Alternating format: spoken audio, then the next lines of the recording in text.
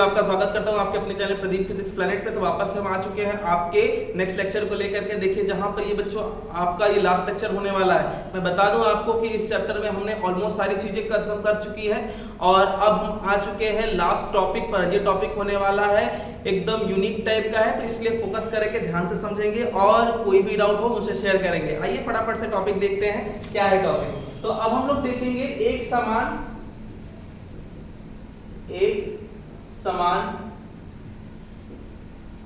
वैद्युत क्षेत्र में आवेशित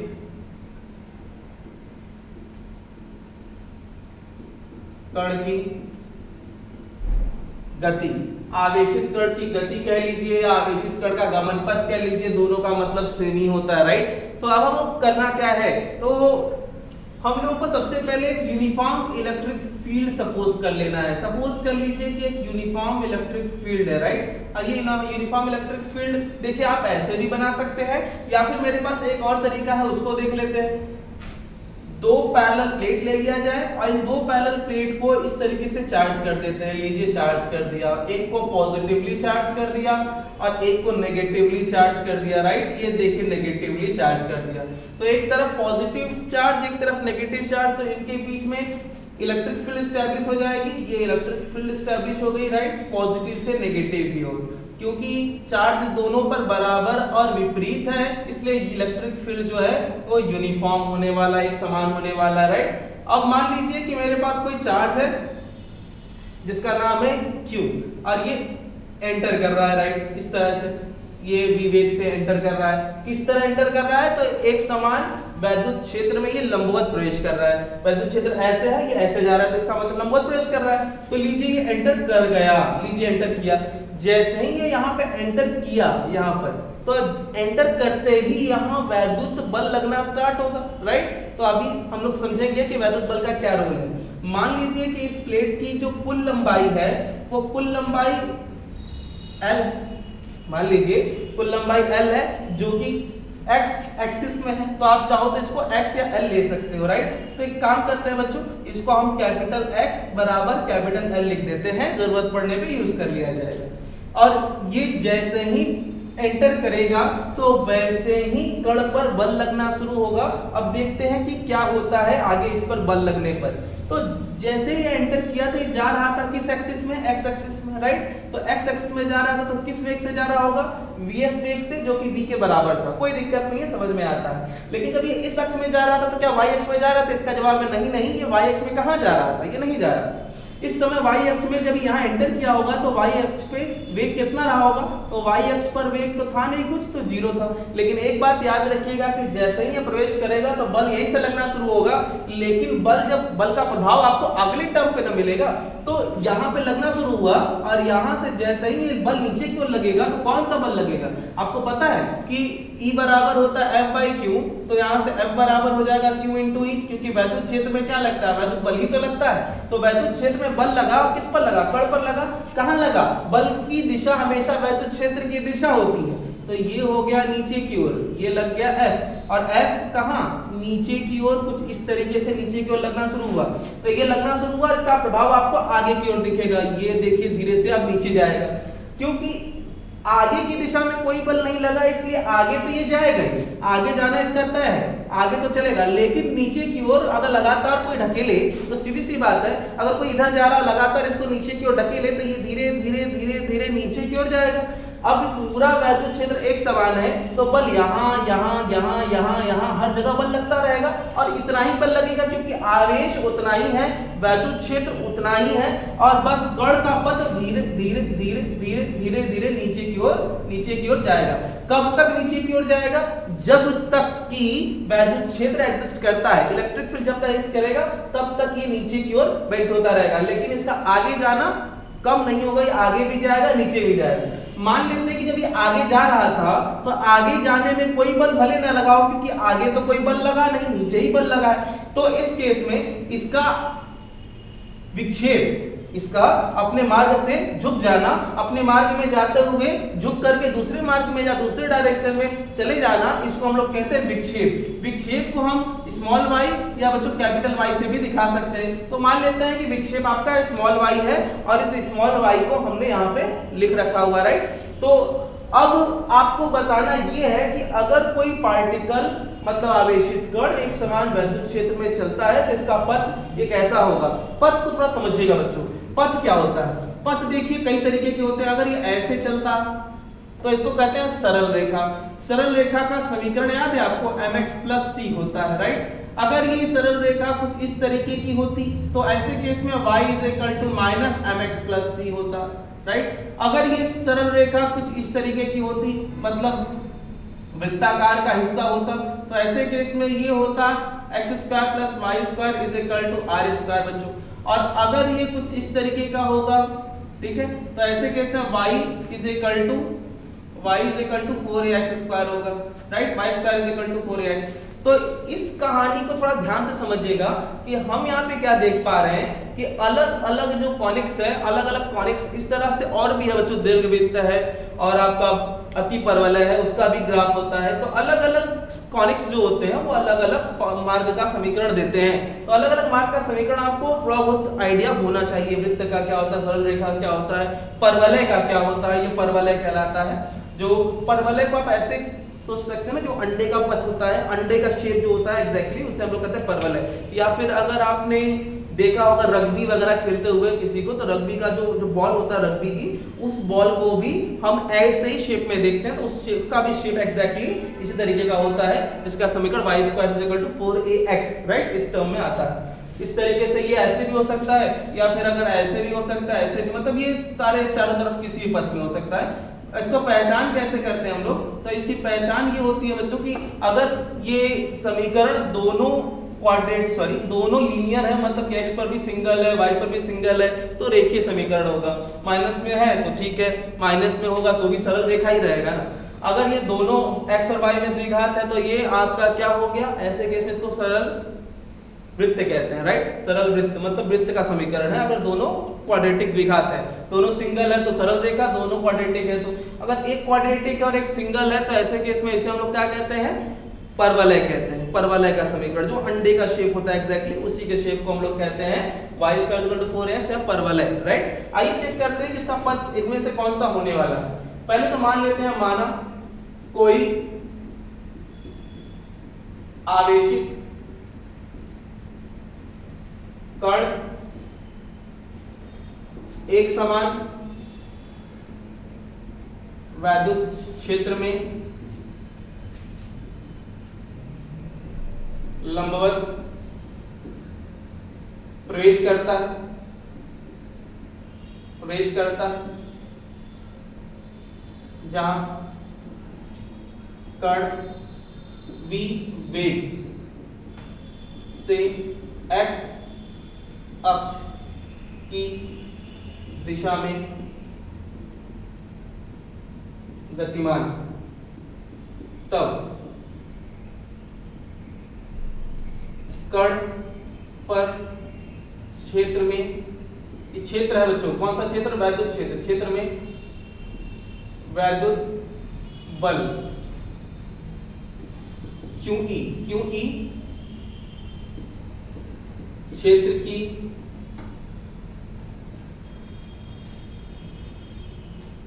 वेग v x अक्ष की दिशा में गतिमान था, जहां कण पर वैद्युत क्षेत्र में वैद्युत बल QE क्षेत्र की दिशा में कार्य करता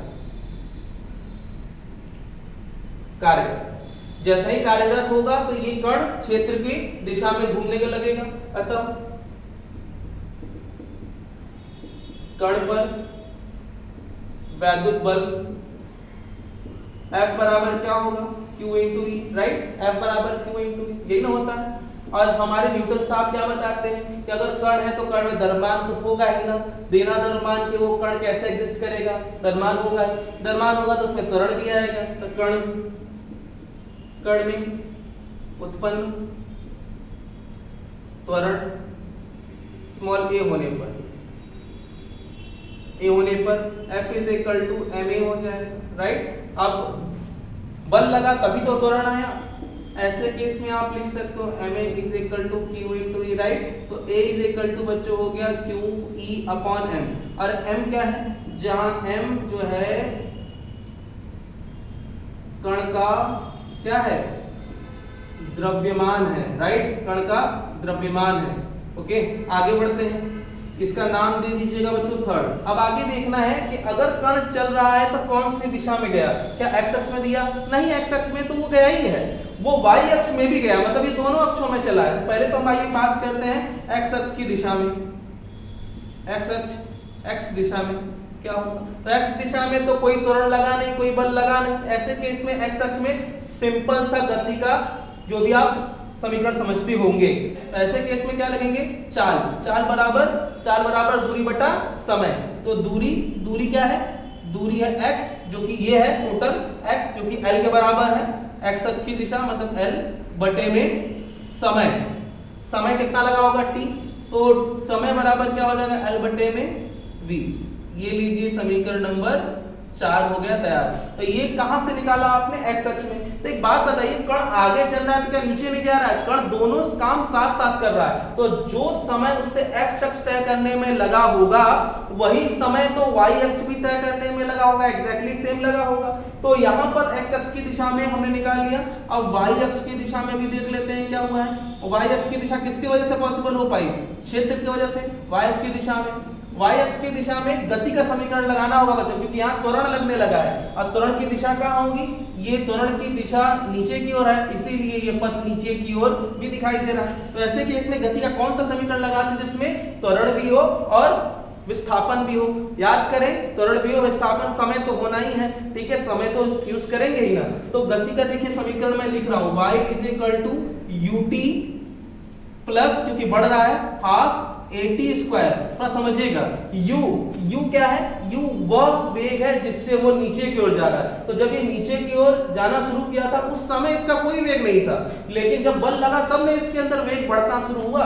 तो स्टार्टिंग में तो ये जब जा रहा था तो x अक्ष में जा रहा था, y अक्ष में तो वेग था नहीं, तो ये y अक्ष का वेग है, ध्यान दीजिएगा, y अक्ष का वेग, और y अक्ष का वेग प्रारंभ में कितना था, 0 था, राइट। तो अब हम क्या करेंगे, ऐसे केस में हम करने क्या वाले हैं, ये लिखेंगे small y is equal to 0 into T plus half A T square, right.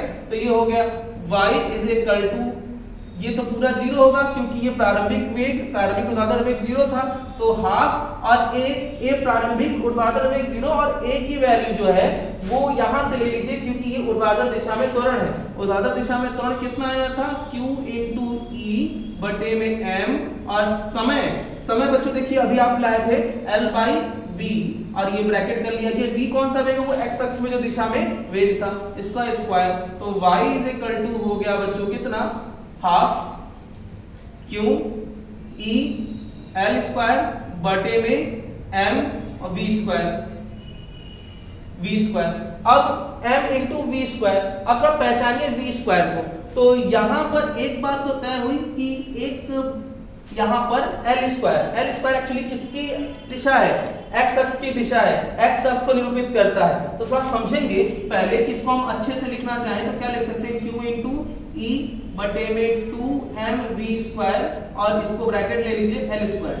l क्या है, x अक्ष को रिप्रेजेंट करता है, तो x अक्ष को रिप्रेजेंट कर रहा है, ये y अक्ष को, तो इसमें से किसको ये सपोर्ट कर रहा है, थोड़ा देखिएगा, x अक्ष ये है, y अक्ष ये है। तो x में अगर क्वाड्रेटिक हो और y में क्वाड्रेटिक ना हो, मतलब सिंगल हो, लीनियर हो, रेखीय हो, तो एक क्वाड्रेटिक ना हो, तो ऐसे केस में किसको निरूपित करता है, परवलय को, और परवलय ऐसे होता है। तो परवलय का जो शेप है वो ओवल शेप होता है, मतलब इसका जो पथ है वो एक्चुअली वृत्ताकार ना होकर के ये ओवल शेप में मुड़ेगा, ओवल शेप में गति करेगा। कौन, ये कण। तो कण की गति कैसी होगी, परवलयाकार होगी। थोड़ा ध्यान से समझिएगा, इसकी गति कैसी होगी, परवलयाकार होगी। तो मैं इसको इरेज कर रहा हूं। तो उपरोक्त समीकरण में x अक्ष द्विघात समीकरण के रूप में जो परवलय को निरूपित करता है, निरूपित करता है। अतः कण का गमन पथ परवलयाकार होगा। क्लियर ना? तो अब आपसे पूछा गया है कि अगर कोई आवेशित कण एक समान वैद्युत क्षेत्र में लंबवत प्रवेश करे तो क्या होगा? तो उसका पथ कैसा होगा? परवलयाकार होगा। राइट, समझ में रख लीजिएगा, दिमाग में अच्छे से फिट कर लीजिए। अब आपको अगर x के टर्म में देना है तो x लिख दीजिए यहाँ पे, अगर l के टर्म में देना है तो l के पदों में देना है तो l लिख दीजिए, कोई दिक्कत नहीं है। एक बात याद रखिए, mv² में m क्या है? कण का द्रव्यमान है, कण का द्रव्यमान दिया है तो ठीक है, अगर इलेक्ट्रॉन होगा तो इलेक्ट्रॉन का द्रव्यमान लिख सकते हैं आप। v कण का वेग है, कण का वेग अगर दिया है तो वही लिखेंगे, अदरवाइज ये लिख देंगे। आपको बहुत अच्छे से पता होगा बच्चों कि हमें k बराबर 1/2 mv² लिखना चाहिए, ठीक है। ये किसका है? ये क्या है? ये गतिज ऊर्जा है, किसकी? कण की। तो यहाँ से mv² बराबर क्या लिखा जा सकता है? 2 × k लिखा जा सकता है।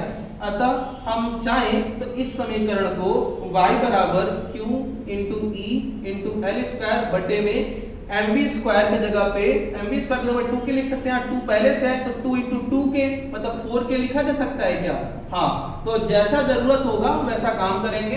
अगर कण की गतिज ऊर्जा दी रही क्वेश्चन में तो ये वाला फॉर्मूला लगा देंगे, और कण का द्रव्यमान और वेग दिया रहा तो हम ये वाला फॉर्मूला लगा करके सॉल्व कर लेंगे। इस तरह से कण का गमन पथ भी हमको पता चल गया और इसका फॉर्मूला भी पता चल गया, ठीक है। तो बच्चों ये एग्जांपल है, जिस एग्जांपल से हम क्लियर करने वाले हैं कि ये जो टॉपिक है वो कैसे होगा। वैसे ये एग्जांपल एग्जैक्टली आपका एनसीईआरटी का लास्ट क्वेश्चन भी है, तो आपको वो क्वेश्चन भी करना है, ये क्वेश्चन भी करना है। आइए पहले फटाफट से इसको देखते हैं कैसे इसको डील करें। राइट, तो हमारे पास क्या है, ये क्वेश्चन दे रखा है कि यदि कोई अल्फा कण किसी 5 × 10³ न्यूटन प्रति कूलम के एक समान वैद्युत क्षेत्र में लंबवत 10.6 मीटर प्रति सेकंड के वेग से प्रवेश करता है, तब कण का विक्षेप क्या होगा? क्योंकि कण तो झुकेगा ही, क्षेत्र में जाएगा तो मूव करेगा, तो कितना विक्षेप होगा, मतलब y पूछा गया आपसे। राइट, प्लेट की लंबाई दे रखी है 15 सेंटीमीटर, अल्फा कण का द्रव्यमान दे रखा है। अल्फा कण मतलब हीलियम को ही कहते हैं, हीलियम के ही नाभिक के बराबर होता है। तो हीलियम नाभिक का द्रव्यमान अगर दे रखा है तो ठीक, और नहीं दे रखा है तो आपको याद होगा कि 6.6 × 10⁻27 kg इसका द्रव्यमान होता है, उसका आवेश जो है वो 2 इलेक्ट्रॉन के बराबर होता है, याद रखिएगा, ठीक है। अब वो धन आवेश होता है। ओके, तो क्या क्या चीजें दे रखी है? अल्फा कण का चार्ज दे रखा है, ठीक है, नहीं तो आपको याद तो होना ही चाहिए 3.2 × 10⁻19, क्योंकि इलेक्ट्रॉन का 1.6 × 10⁻19 होता है, इसका 2 गुना होता है, ये कूलम हो गया। m अल्फा इसकी वैल्यू 6.6 × 10⁻27 kg हो गया। राइट, l जो कि है 15 सेंटीमीटर वो भी दे रखा है, और वेग भी दे रखा है, वेग कितना है 10.6 मीटर प्रति सेकंड। राइट, ये हो गया। अब आपको क्या निकालना है? y। इसका फॉर्मूला क्या बताया था?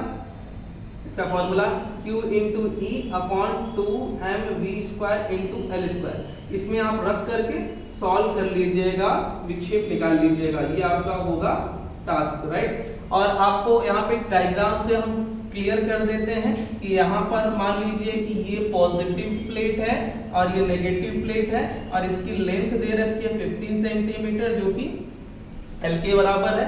ये पार्टिकल ऐसे एंटर किया तो ये झुकेगा ही, तो ये आपसे y पूछ रखा है। ओके, तो ये आप करके सेंड करेंगे मुझे। तो आज के लिए बस इतना ही बच्चों, तो ये एग्जाम्पल आपका टास्क होगा, कंप्लीट करके आप मुझे भेज देंगे। अगले लेक्चर में मिलेंगे तो एनसीईआरटी के क्वेश्चन सॉल्व करेंगे। तब तक के लिए अपना ख्याल रखिए।